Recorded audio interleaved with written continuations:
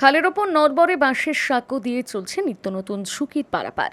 পাকা ব্রিজের দাবিতে সরব স্থানীয় বাসিন্দারা। ঘটনা পূর্ব মেদিনীপুর জেলার তাম্রলিপ্ত পৌরসভার ১৯ নম্বর ওয়ার্ডের কাপাসবেড়া এলাকায়। ওই এলাকার ওপর দিয়ে বয়ে গিয়েছে প্রতাপ খাল। এই খালের ওপর দীর্ঘদিন ধরে রয়েছে একটি ভাঙা বাঁশের সেতু। ওই সেতু পেরিয়ে স্থানীয় বেশ কয়েকটি স্কুলের ছাত্রছাত্রীরা স্কুলে যায়।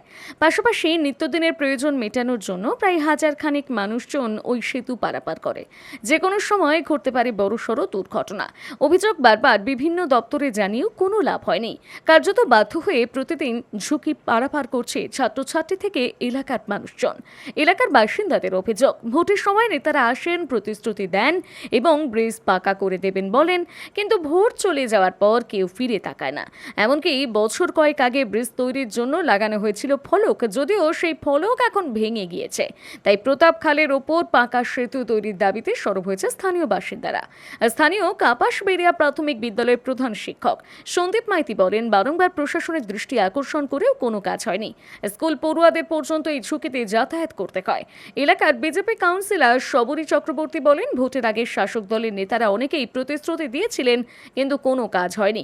আমি কাউন্সিলর হওয়ার পর ব্যক্তিগত উদ্যোগে দুবার ওই সেতু রিপেয়ারিং করেছি। এই সমস্যার ব্যাপারে তমলুকের সাংসদ অভিজিৎ গাঙ্গুলির দ্বারস্থ হয়েছিলাম। সাংসদ আশ্বাস দিয়েছেন ব্রিজ এর সমস্যা স্থায়ী সমাধান। যদিও এই বিষয়ে তাম্রলিপ্ত পৌরসভার চেয়ারম্যান দীপেন্দ্র নারায়ণ রায় জানিয়েছেন, ইতিমধ্যে রাজ্য সরকারের অর্থে পৌরসভা এলাকায় ব্যাপক উন্নয়ন হয়েছে। আমি খোঁজ খবর নিয়ে দেখছি, যদি সাধারণ মানুষের অসুবিধে হয় তাহলে এই সেতুর জন্য আমরা রাজ্য সরকারের কাছে স্কিম করে পাঠাবো। অর্থ বরাদ্দ হলে অবশ্যই সমস্যার সমাধান হয়ে যাবে। কোন ক্লাসে পড়ো? 8 এ। কোন স্কুল? আজনি গেছে। বলছি কি অসুবিধা এখানে যাতায়াতের ক্ষেত্রে? ও হচ্ছে যে মাঝে মধ্যে পোল ডুবে যায়, তারপর আমাদের স্কুল যেতে কষ্ট হয় এই জন্য। অনেকে মাঝে মধ্যে পড়েও যায়। হ্যাঁ, পড়েও গেছে অনেকে। কি হলে সুবিধা হয়? পাকার পোল হলে সুবিধা হয়। কত ছাত্র যায় এখান থেকে দাও? অনেকেই যায়, ব্যবতা স্কুলে অনেকে যায়, তারপর আজনিগেছে যায়, তারপর আমাদের এখানে এই কাপাসবেড়া স্কুলে অনেকে যায়। স্থানীয় বাসিন্দা, এটা ১৯ নম্বর ওয়ার্ড। এই পোলটা দীর্ঘদিন ধরে এরকম ভগ্ন অবস্থায় পড়ে আছে, জুয়ারে ডুবে যায় পোলটা। মোটামুটি পোলটা অনেকবার হবে বলে শিলান্যাসও হয়েছিল, শিলান্যাস হয়ে পোলটা আর হয়নি। আর এই পোলের উপর দিয়ে ৪-৫টা স্কুলের ছাত্রছাত্রী যাতায়াত করে এবং অসংখ্য মানুষ।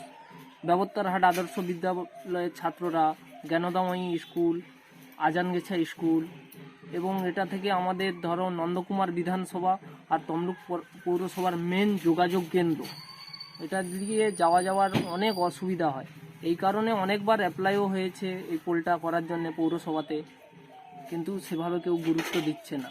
শুধু শিলান্যাস হয়ে যায়, তারপরে আর কোনো কাজই শুরু হয় না। নেতারা সব প্রতিশ্রুতি দেয়। নেতারা প্রতিশ্রুতি দেয়, প্রতি বছর ভোট এলে নেতারা প্রতিশ্রুতি দেয় হয়ে যাবে, শিলান্যাসও গড়ে দিয়েছিল, কিন্তু আর হচ্ছে না।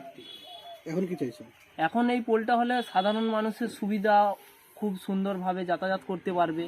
আমাদের বেশ কিছু ছাত্রছাত্রী ওই বাসের এই ব্রিজ পেরিয়ে কাপাসবেড়িয়া গ্রাম এবং আজিনগেছিয়া গ্রাম থেকে আমাদের বিদ্যালয়ে প্রতিদিন আসে এবং বেশ ঝুঁকি সহ তারা পারাপার করে। যে কোনো মুহূর্তে দুর্ঘটনা ঘটতে পারে। এর আগেও আমরা এই বিষয়ে বলেছিলাম এবং আমাদের আগের যিনি শিক্ষক মহাশয়রা এবং দিদিমণিরা ছিলেন তারাও এই বিষয়ে বলেছিলেন। আমরা স্থানীয় প্রশাসনকেও বলেছিলাম এবং এটা অনুরোধ রাখি যাতে এই ছোট ছোট শিশু শিক্ষার্থীরা যাতে মানে সহজেই নিরাপদে পারাপার করতে পারে, তার জন্য একটা স্থায়ী কিছু বন্দোবস্ত করার জন্য। আমি ব্যাপারটা আপনারা আমাকে বললেন, এই ব্যাপারটা খোঁজ খবর করে দেখব এবং যদি প্রকৃত মানুষের যদি প্রয়োজন হয় আমরা এই স্কিমটা করে রাজ্য সরকারের কাছে পাঠাবো। রাজ্য সরকার অর্থ দিলে নিশ্চয়ই কাজ হবে, কারণ প্রচুর উন্নয়ন তো হচ্ছে আমাদের সারা তাম্রলিপ্ত পৌরসভা জুড়ে, আপনারা জানেন। সুতরাং এটাও তার একটা অংশ হিসেবে আমরা রাজ্য সরকার থেকে পাঠাতে পারি। এবং ১৯ নম্বরের তো অনেক কাজও হয়েছে, অনেক বড় বড় রাস্তা ঢালাই এইসব কাজ হয়েছে। ব্যাপারটা আমার নলেজে নেই, আমি অনুসন্ধান করে যদি প্রয়োজন হয় নিশ্চয়ই আমি রাজ্য সরকারের কাছে প্রস্তাব পাঠাবো।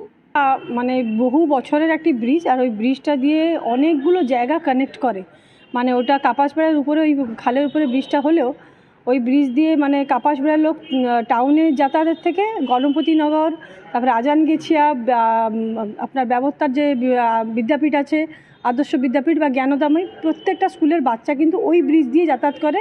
তার কারণ হচ্ছে কাপাসবেড়ার অন্য কোনো ওয়ে নেই। আরেকটা ওয়ে আছে, সেটা হচ্ছে রেল লাইনের উপর দিয়ে। তো রেল লাইনেরটা ওই সময়টা খুব বিপজ্জনক বলে ওই ব্রিজটাকেই বাচ্চারা ভরসা করে। তো বিগত দিনে ওই ব্রিজ দিয়ে অনেক দুর্ঘটনাও ঘটেছে, খালে বাচ্চা পড়ে গেছে, বয়স্ক মানুষও পড়ে গেছে, এরকম ঘটনা ঘটেছে। হ্যাঁ, এটা ঠিকই যে বিগত দিনে আমিও শুনেছি যে বিগত দিনে শাসক দলের যারা ছিলেন, শাসক দলের ওই ওয়ার্ডে যিনি কাউন্সিলর তথা চেয়ারম্যান ছিলেন পৃথ্বীশ নন্দীবাবু, উনি একটি ফলক লাগিয়েছিলেন ওই আমলে যে ওই ব্রিজটাকে পাকা করে দেওয়া হবে।